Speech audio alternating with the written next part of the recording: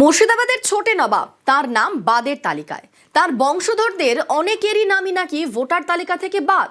আর এই অভিযোগে কমিশনের বিরুদ্ধে তারা সরব হয়েছেন, ঠিক করেছেন ট্রাইব্যুনালে আবেদন জানাবেন।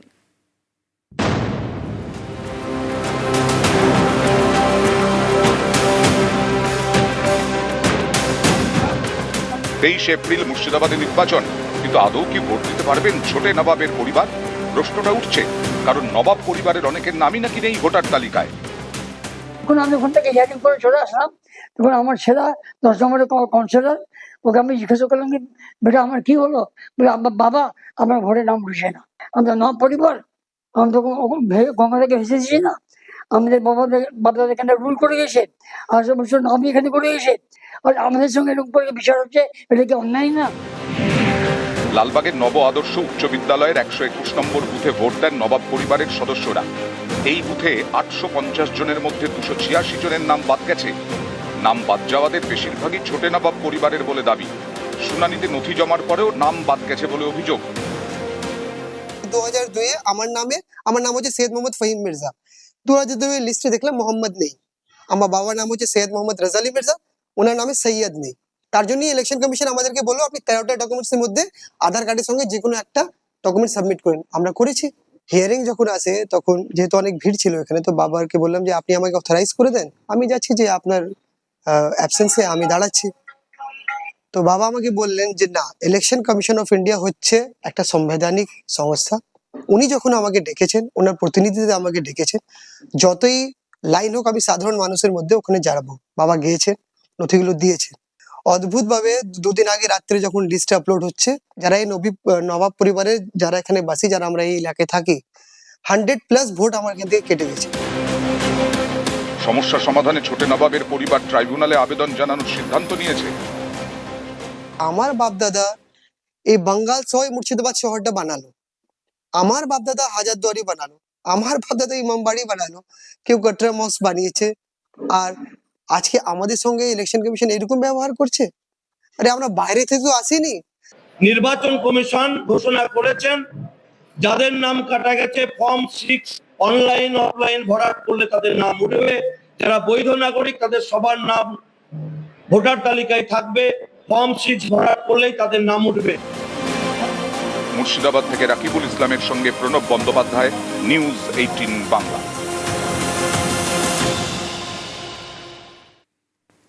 বিজেপির ভ্যানিশ গেম প্ল্যান, মমতা বন্দ্যোপাধ্যায়ের নিশানায় বিজেপি কমিশন। আদিবাসী ও সংখ্যালঘুদের নাম বাদে চক্রান্ত, বেছে বেছে নাম বাদের অভিযোগ মমতার। ষড়যন্ত্রের অভিযোগে সরব তৃণমূল নেত্রী।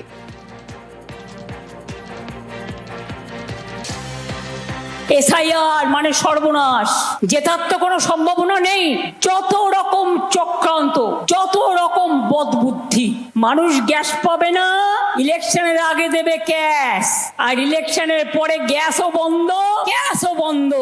দেখে দেখে ভোট কেটেছে, সংখ্যালঘু তো ঝেড়ে কেটেছে, লোধা সবর, এমনকি বনগা বাগদায় যান, হাজার হাজার হিন্দুর নাম বাদ দিয়েছে, ট্রাইবেলদের নাম বাদ দিয়েছে, সাঁওতালদের নাম বর্ধমানে যান বাদ দিয়েছে কি দেয়নি। আমি কোর্ট পর্যন্ত লড়াই করলাম, কোর্ট অর্ডার দিল যে তোমরা সাপ্লিমেন্টারি লিস্ট বের করো। বলছে নাকি 4টে লিস্ট বেরিয়ে গেছে, একটা লিস্টও চোখে দেখিনি। একটা vanish game plan, BJP vanish washing মেশিনের গেম প্ল্যান। মানুষের ভোটাধিকার কেড়ে নিয়ে পরে বলবে আপনারা get out and get lost. আমরা বলি BJP get out and get lost. মানুষ ছিলেও আছে, থাকবে, বাংলায় এসব হবে না। বাঁকুড়া সোনামুখীতে পদ্ম প্রার্থীর হুঁশিয়ারি, তৃণমূলকে হুঁশিয়ারি বিজেপি প্রার্থী দিবাকর ঘরামির। ঝান্ডা ছেড়ে ডান্ডা বিজেপিও ধরতে পারে বলে হুঁশিয়ারি। পুলিশ ছাড়া ময়দানে নামলে খেলা হবে বলে হুঁশিয়ারি। তৃণমূলের স্লোগানেই তৃণমূলকে আক্রমণ। পদ্ম প্রার্থীর হুঁশিয়ারিতে পাল্টা কটাক্ষ তৃণমূল প্রার্থীর। বিজেপি কমিশন আতাতে লাভ হবে না বলেই তো। তৃণমূল নেতাদের বলবো যে তোমরা ঝান্ডা ধরো, মাইক ধরো, কিন্তু ডান্ডা ধরো না ভাই। ডান্ডা কিন্তু বিজেপিও ধরতে জানে, বিজেপিও কিন্তু প্রতিরোধ করতে জানে, বিজেপিও প্রতিশোধ দিতে জানে। পুলিশের সহযোগিতা ছাড়া আপনারা আসুন ময়দানে, জনগণ দেখিয়ে দেবে আপনাদের খেলা হয়, খেলা হবে আপনাদের স্লোগান। জনগণ খেলা হবে দেখিয়ে দেবে। এটা তো ওদের সংস্কৃতি, ওরা তো যতদিন ক্ষমতায় আছে ওরা ডান্ডা ধরে এসআইআর ধরে অত্যাচার হয়রানি ক্ষমতার অপব্যবহার করে এটা তো চরম শিখরে পৌঁছে গেছে। 2021-এ একবার খেলা দেখেছে, আবার ওরা যদি খেলা খেলতে চায় ওরা খেলুক। ওদের বর্তমানে খেলার রেফারি বা আম্পায়ার হচ্ছে মিস্টার ভ্যানিশ কুমার বলা হচ্ছে, তো ওনাকে দিয়ে খেলুন, গোটা গেম করবার চেষ্টা করছে। আর এবার আবহাওয়ার খবরের দিকে নজর রাখবো। দক্ষিণবঙ্গে বৃষ্টি চললেও বাড়বে তাপমাত্রা। দক্ষিণবঙ্গে দিন এবং রাতের তাপমাত্রা ক্রমশ চড়বে এবং 3 দিনে 6 ডিগ্রি সেলসিয়াস বাড়বে তাপমাত্রা। আমাদের সঙ্গে রয়েছেন প্রতিনিধি বিশ্বজিৎ, তাহলে এপ্রিলের শুরু থেকে একেবারে গরমের স্পেল শুরু। একদম এপ্রিলের শুরু থেকে এই পরিস্থিতি হলেও আজ তাপমাত্রা দিনের তাপমাত্রা বেশ কিছুটা কমতে পারে, কারণ সকাল থেকেই মেঘলা আকাশ এবং ঝড় বৃষ্টির সম্ভাবনা রয়েছে। আজ দক্ষিণবঙ্গে কালবৈশাখী এবং শিলাবৃষ্টিরও সম্ভাবনা রয়েছে। পূর্বাভাস রয়েছে কলকাতাতেও ঝড় বৃষ্টি হওয়ার, এবং এই সারাদিন মেঘলা আকাশ থাকার কারণে আজ যেমন দিনের তাপমাত্রা কমবে, আগামীকাল রাতের তাপমাত্রাও কিছুটা কমবে। তবে আগামীকাল পরিস্থিতির খুব বদল না হলেও বৃহস্পতিবার থেকে রবিবারের মধ্যে তাপমাত্রা হু হু করে বাড়বে এবং এপ্রিলের প্রথম সপ্তাহে একটা দাবদাহের মতন পরিস্থিতি, অর্থাৎ সতর্কতা না থাকলেও গরম এবং অস্বস্তিকর আবহাওয়া কলকাতার সম্মুখীন হবে। তবে তার আগে আজ ঝড় বৃষ্টির সম্ভাবনা রয়েছে। আজ দুপুর থেকে রাতের মধ্যে কলকাতাতেও ঝড়ের সম্ভাবনা, বৃষ্টির সম্ভাবনা যেমন রয়েছে, তেমনি শিলাবৃষ্টির সম্ভাবনা রয়েছে বেশি পূর্ব বর্ধমান, হুগলি এবং বাঁকুড়া, এই 3 জেলাতে যেমন শিলাবৃষ্টির সম্ভাবনা রয়েছে। নদিয়া, কলকাতা, উত্তর ও দক্ষিণ 24 পরগনা এবং পূর্ব বর্ধমান, হুগলি, হাওড়া, এই জেলাগুলিতে ঝড় বৃষ্টির সম্ভাবনা বেশি রয়েছে। বিক্ষিপ্তভাবে দু এক জায়গায় কালবৈশাখীর মতো পরিস্থিতি দক্ষিণবঙ্গে বৃষ্টি চলবে। তারই পাশাপাশি উত্তরবঙ্গের দিকে নজর রাখবো। আজও দুর্যোগ চলবে উত্তরবঙ্গে। উত্তরের ওপরের যে 5 জেলা সেখানে বজ্রবিদ্যুৎ সহ বৃষ্টি। দার্জিলিং, কালিম্পং, জলপাইগুড়িতে ভারী বৃষ্টি, ঝড় বৃষ্টির পাশাপাশি উত্তরের শিলাবৃষ্টিরও পূর্বাভাস রয়েছে। শুক্র শনিবার ঝড় বৃষ্টির পরিমাণ বাড়বে উত্তরবঙ্গে।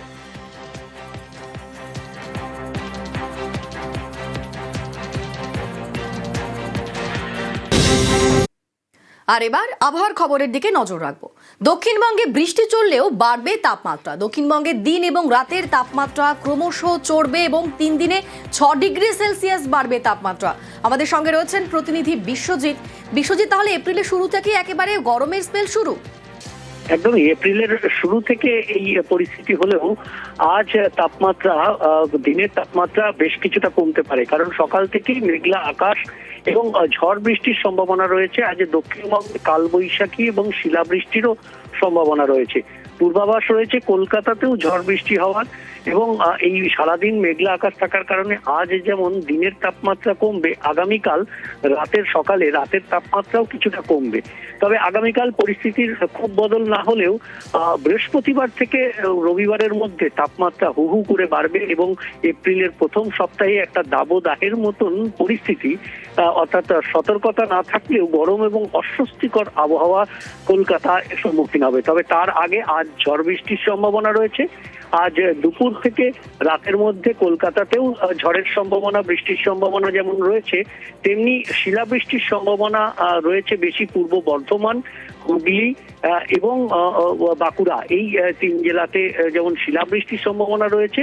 নদিয়া, কলকাতা, উত্তর ও দক্ষিণ 24 পরগনা এবং পূর্ব বর্ধমান, হুগলি, হাওড়া, এই জেলাগুলিতে ঝড় বৃষ্টির সম্ভাবনা বেশি রয়েছে। বিক্ষিপ্তভাবে দু এক জায়গায় কালবৈশাখীর মতো পরিস্থিতি দক্ষিণবঙ্গে বৃষ্টি চলবে। তারই পাশাপাশি উত্তরবঙ্গের দিকে নজর রাখবো। আজও দুর্যোগ চলবে উত্তরবঙ্গে। উত্তরের ওপরের যে 5 জেলা সেখানে বজ্রবিদ্যুৎ সহ বৃষ্টি। দার্জিলিং, কালিম্পং, জলপাইগুড়িতে ভারী বৃষ্টি, ঝড় বৃষ্টির পাশাপাশি উত্তরের শিলাবৃষ্টিরও পূর্বাভাস রয়েছে।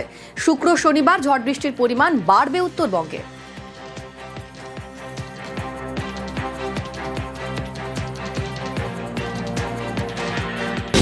দীঘার কাছে ওড়িশার তালসারিতে শুটিং। রবিবার এই তালসারিতে তলিয়ে মারা গেলেন রাহুল অরুণোদয় বন্দ্যোপাধ্যায়। দীঘা হাসপাতালে নিয়ে গেলে তাকে মৃত বলে ঘোষণা করা হয়। মাত্র 42 বছরেই সব শেষ।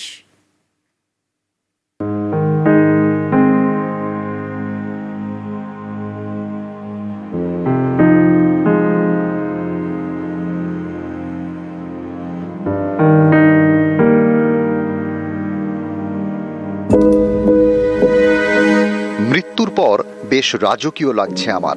এমনিতেই মৃত্যুটা বেমক্কা হয়েছে। পাড়ার দুর্গাপুজোর ভাসান ছিল, শেষ সিঁড়িটা মিস করেছি। 42 তো যাওয়ার বয়সও না।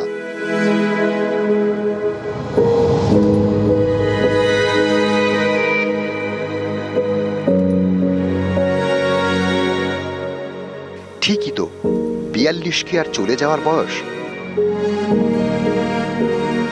সেই 42-এই সত্যি সত্যি চলে গেলেন রাহুল অরুণোদয় বন্দ্যোপাধ্যায়। 2018 সালে একটি পত্রিকায় যে লেখা লিখেছিলেন তা যেন অনেকটা মিলে গেল।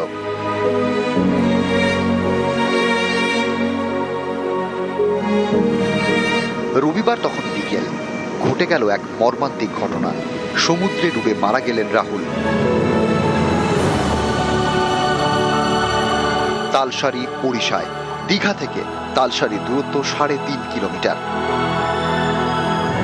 তালসারির সি বিচে চলছিল বাংলা সিরিয়াল ভোলে বাবা পার করেগা শুটিং। রবিবার শুটিংয়ে ছিলেন অভিনেতা রাহুল অরুণোদয় বন্দ্যোপাধ্যায়। বিকেলে তিনি সমুদ্রে তলিয়ে মারা যান।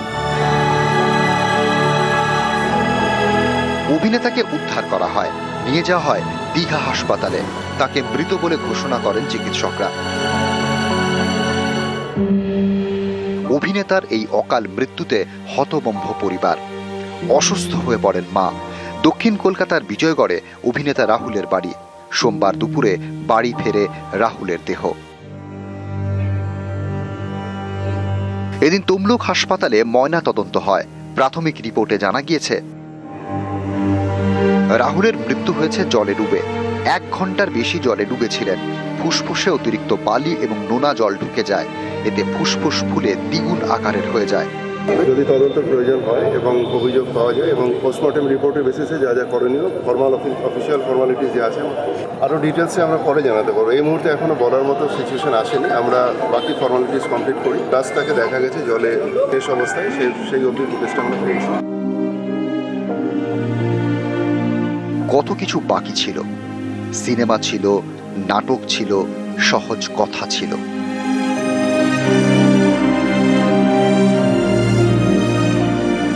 বাকি ছিল অনেক লেখা, সব থমকে গেল। 42 তো আর যাওয়ার বয়সও না। এ তো রাহুলেরই কথা, তবু 42-এই সমাপ্তি। নিউজ 18 বাংলা।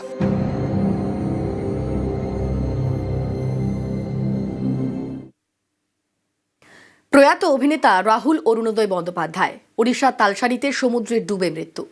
কিন্তু ডুবে গেলেন কিভাবে? এ নিয়ে নানান প্রশ্ন এবং ধোঁয়াশা।